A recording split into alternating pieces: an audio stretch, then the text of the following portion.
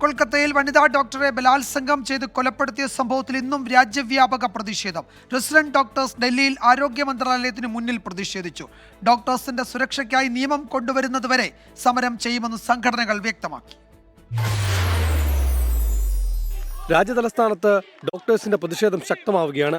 കൊൽക്കത്തയിൽ ബലാത്സംഗം ചെയ്ത് കൊലപ്പെടുത്തിയ വനിതാ ഡോക്ടർക്ക് നീതി ഉറപ്പാക്കണമെന്നും ഡോക്ടേഴ്സിന്റെ സുരക്ഷയ്ക്കായി നിയമനിർമ്മാണം വേണമെന്നും ആവശ്യപ്പെട്ടായിരുന്നു പ്രതിഷേധം. ഡോക്ടേഴ്സിന്റെ സുരക്ഷയ്ക്കായി നിയമം നടപ്പാക്കണമെന്ന് ആവശ്യപ്പെടുന്നുണ്ടെന്നും രേഖാമൂലമുള്ള ഉറപ്പ് ലഭിച്ചിട്ടില്ലെന്നും ഡോക്ടർ ഋഷികേശ് 24 പറഞ്ഞു. The emphasis is not only about doctors, it is about every woman who's despite being educated somehow is getting some kind of sexual harassment which can progress to these measures as well. So it is for that.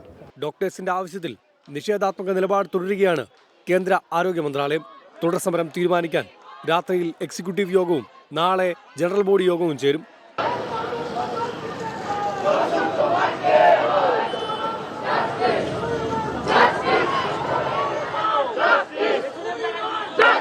ഡൽഹിക്ക് പുറമെ രാജ്യത്തിന്റെ പല ഭാഗങ്ങളിലും ആശുപത്രികൾക്ക് മുമ്പിൽ പ്രതിഷേധമുണ്ടായി.